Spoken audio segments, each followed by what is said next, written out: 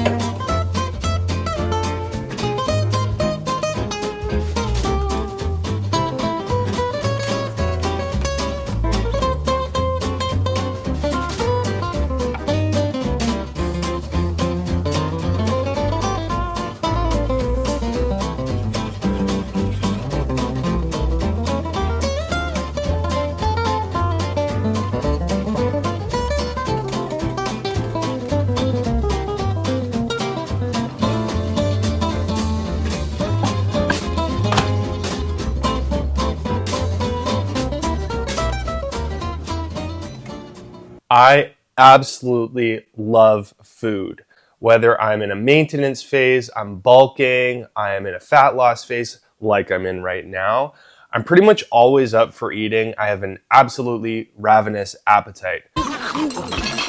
On the menu for this evening, as is the same with every evening, you don't say! I'm going to start by eating my main course meal, which is this lovely grilled vegetable and beef bowl. It includes broccoli, cauliflower, carrots, and spinach with extra lean ground beef with a little bit of salt in the mix, followed by this dessert meal, so my second course, which I'll eat about 20 to 30 minutes after the grilled vegetable and beef here. This meal, I like to call it the Supreme Oat and Protein Extravaganza Bowl. You can call it SOAP for short. Couple notes on this. I'm eating this relatively close to when I go to bed.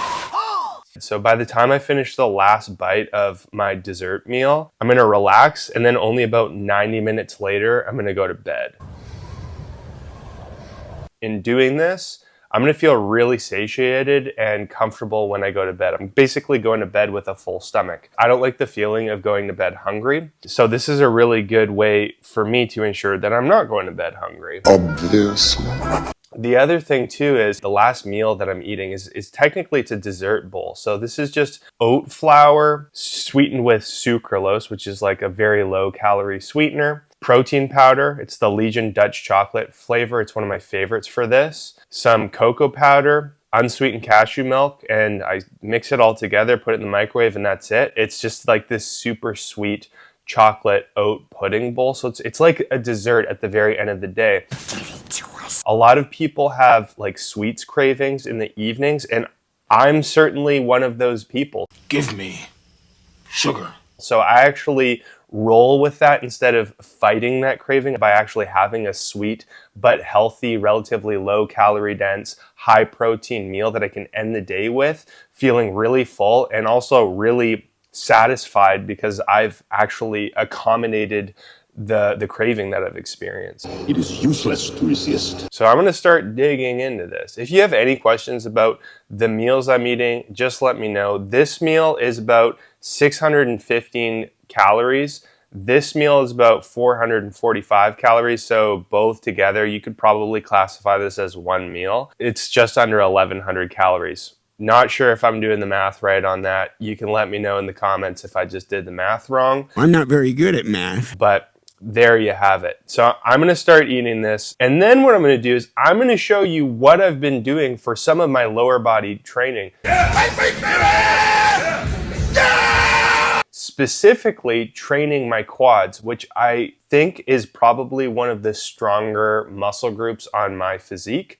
So I'm really excited to show you some of what I've been doing during my training sessions and potentially give you some ideas that might help you while you're training and developing your own quad. So I'm pumped for it. Without further ado, I'm gonna start eating and then let's go ahead and dive into the quads training. Here we go. First up, we have the meat and potatoes, if you will, of my quad training, which is the leg press.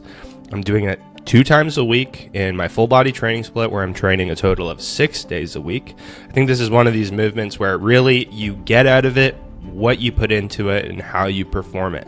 What's worked really well for me, I've found over the years, is to move with a good amount of control, especially on the eccentric. As I'm bringing the weight down, I'm moving slower than I intuitively want to the point where, especially as I get deeper into the set, it's almost like I can feel my muscle fibers kind of splitting apart. I feel a ton of that burning sensation. So my mind-muscle connection is super strong with my quads, and it's just a very intense feeling. I do that in combination with moving as deeply as I possibly can get away with. So I'm trying to get that sled as low as I possibly can. And I'll usually pause for a full second or two at the bottom of each rep. And I'll do all of that in combination with training pretty much as hard as I can get away with for each training session, where I'm trying to train as close to failure as possible. Usually that lands me training from what I perceive as being 1 to 2 reps away from failure, which is very, very tough. This has worked really well over the years for me.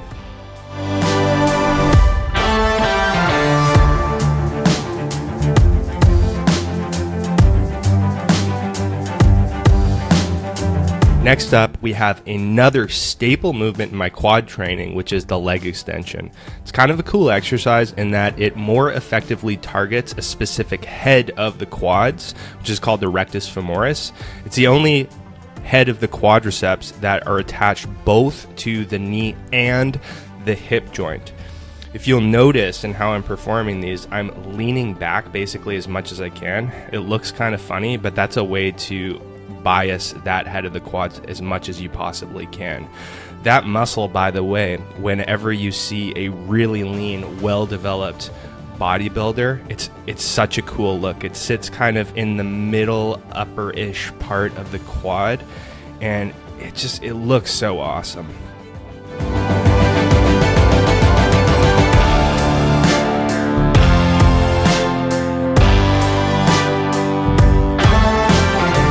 And last, but certainly not least, are these Bulgarian split squats.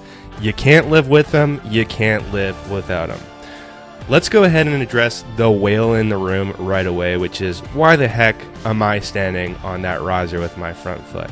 The reason is because it allows me to move a little bit more deeply. I can actually get a little bit lower with each rep, which is probably making each rep a little bit more stimulative, at the very least, maybe a lot more stimulative for muscle growth compared to if I wasn't standing on that. So that's working really well for me.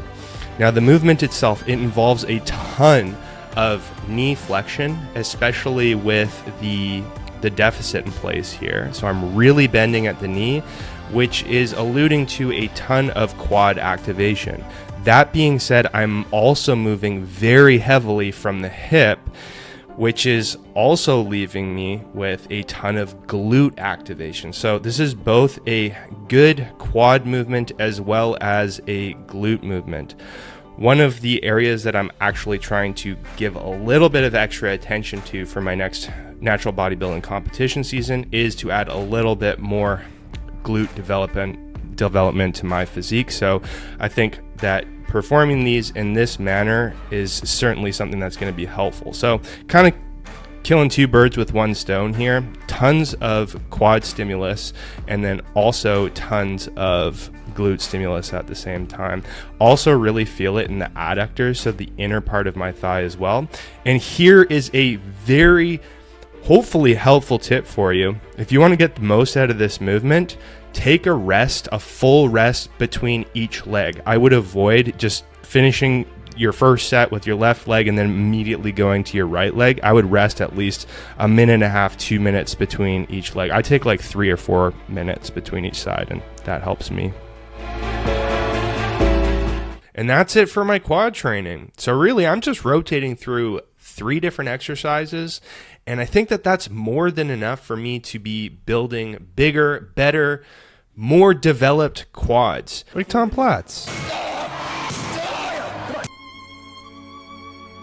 If you have any questions about anything that I'm doing, please go ahead and drop your question in the comment section below. As always, I want to thank you for watching this video. If you like it, please go ahead, like it, subscribe to the channel if you want to. And as always, lift hard, lift smart, and I will see you in the next video.